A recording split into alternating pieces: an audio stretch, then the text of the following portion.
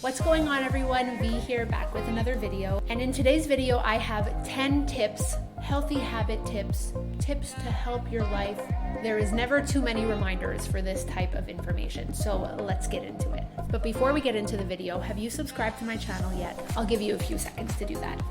Now that you've done it, let's get into the video. Tip number 1, do you know what your reset activity is? Do you know what your favorite self-care activity is that just resets you, calms you down, and takes care of you? Do you know what that is? Some people don't even have a self-care activity, let alone routine, so something to think about. Do you know what you gravitate most towards when you're feeling like you need to just recharge? It's important to know this because when we are faced with life, sometimes we need to pull away, recharge. If we're having a bad day, whatever it is, we need to know what our favorite self-care routine is so that we can go ahead and take care of ourselves the right way. So that's tip number 1. Be aware of what your self-care routine or activity is that recharges you.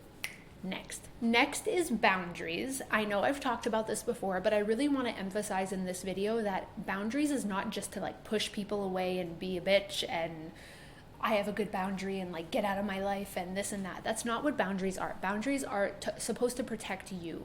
If you are working on yourself and you're trying to be the best version of you and you know what you like, what you don't like, how you should be treated, how you shouldn't, that's what boundaries are for, to protect you, to have a nice little bubble around you, not a wall. We don't want to, isolate ourselves, but boundaries are for that reason, to protect ourselves and our energy. I find boundaries sometimes, even the word is ooh, a boundary, it's a negative, there's a negative anchor to that word I find sometimes, but really I wish there could be a nicer, cuter, fluffier word for boundary. I'll try to think of one, but we don't have to feel like it's such a heavy topic. It's just you protecting yourself. It doesn't have to be done in a harsh manner. It doesn't have to be done in a mean way. So just think about it as a healthy choice for yourself. I feel like a lot of us know people, we have people in our lives, could be family, could be friends, could be significant other, that they've maybe hurt you over time, they've hurt you in different ways, they don't realize it. Family does that sometimes too, I've seen it. It does not mean that you have to cut people out completely. It can mean that, but boundaries and setting healthy boundaries just mean that you can love somebody from afar. If you know that they have hurt you repeatedly and you've tried to make them aware and then they still do it, that's when you really obviously have to set a healthy boundary. But it's to say that you can love people from afar. You can have respect for where they're at in their life and their journey of either working on themselves or not, and you can love them from afar. You're just respecting yourself first, and as we all should. So, little reminder and disclaimer tip about boundaries. Okay, number 3 is about fear. I'm not saying to be fearless. I'm not saying to never be scared of anything ever again. And I'm not saying to not have any fear at all. I'm saying that when you feel fear creeping up, feel it, acknowledge it, process those emotions, but also don't let it run your life where you don't do things because of fear. You don't do things because of the fear of what other people will think, of the fear of failure. For example, this YouTube channel, I was scared. I did push it off. I did feel those feelings of fear to put myself out there, but did I let it stop me in my tracks?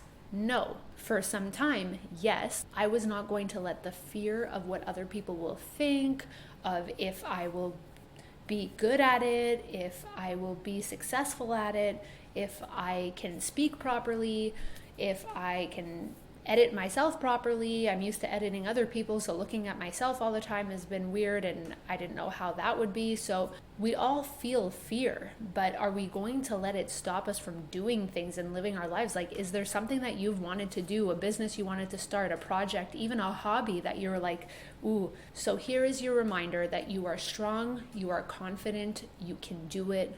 Go do the thing you want to do. Go do the thing that you're thinking of right now that you're I would really like to do that, but I'm scared. You got this.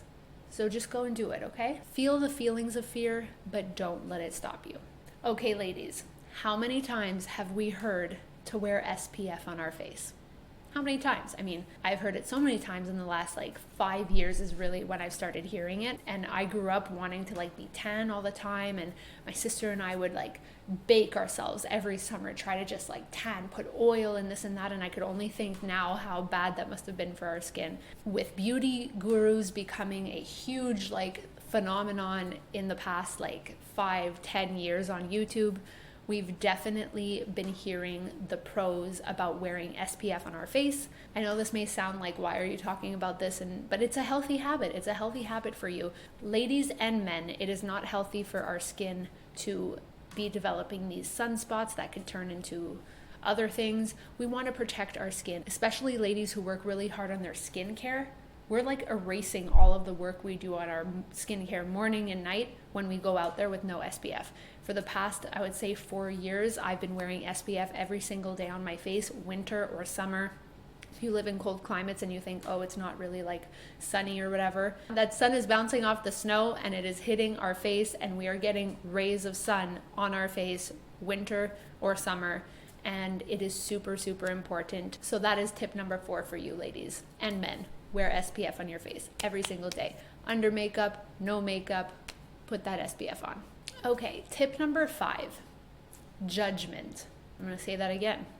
Judgment of others. Judgment of other women for women to women. Since I'm a woman, I'm gonna speak from that perspective. We need to stop judging other women. When a feeling of judgment comes in, we need to feel it, recognize it, but we need to let it go. And the way that you do that is by inner work. So what I mean by that is, normally when a feeling of judgment comes in, it is something that we are either lacking within ourselves. It usually comes from within. So you need to be able to say to yourself, okay, I feel that judgment coming in. That's interesting. I wonder, why do I feel that way?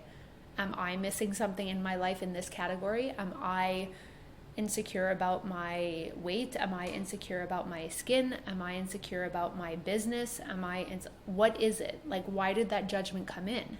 And dissect that, and then work on yourself in regards to that category. Choosing to judge someone else negatively is generally something that is coming from within. So that is something I encourage you to recognize the next time it happens. We all have opinions about other people. We have an initial thought and reaction, and that's fine. But when you're going out of your way to either talk about somebody to somebody else in a negative manner, be very, very judgy, there is something deeper that's going on. I think it's important that we look within ourselves and do that inner work and make this world a better place, because we have the power to do that. So that is healthy tip number 5. Tip number 6, I'm here to encourage you to know your worth. Like, know who you are, know what you bring to the table. Again, this is about self-awareness and self-love. Do you love yourself? Do you look at yourself and say, I'm a badass bitch? Like, I'm a boss ass bitch. I'm amazing. I bring this to the table. Do you have affirmations? Do you talk to yourself? Do you have proper self-talk? Do you know your worth? All these things, you know your worth by talking to yourself the right way, by looking at yourself and feeling yourself the right way. And a lot of people constantly get themselves into situations where they're like, wow, I was totally better than that situation, or I did not deserve that. And you realize this way after, and we've all been there. But talking to yourself the right way, having affirmations, being able to say, I'm fucking beautiful, I'm amazing, I'm successful, I'm smart, I'm confident, I'm courageous, I'm curious about life. Complimenting yourself. We're so good at complimenting other people. So good. Too good. We should be putting that onto ourselves first and then complimenting other people, in my opinion. It's great to compliment people. I compliment people all the time. I love doing it. But I could also compliment myself, not in a cocky way, in a way where you know your worth. I'm talking to the ladies majorly today, okay? So ladies, know your worth. Print your affirmations, see them, say them. Tip number 7, I am a huge advocate for good sleep.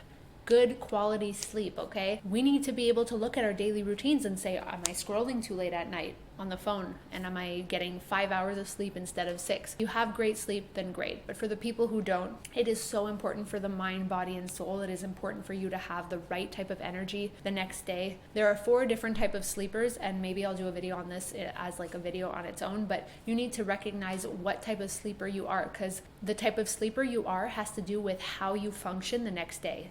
If you're a morning person, if you are a morning person but need naps in the afternoon, if you're a night owl and like you like to go to bed late, sleep in but stay up late, and you function really well when it's dark outside, like there are different versions of them, and we need to know what we are so that we can perform best the next day, get the right kind of sleep that we need the day before. So just sleep in general, super, super important healthy habit to be aware of and to be getting the right amount of sleep. Okay.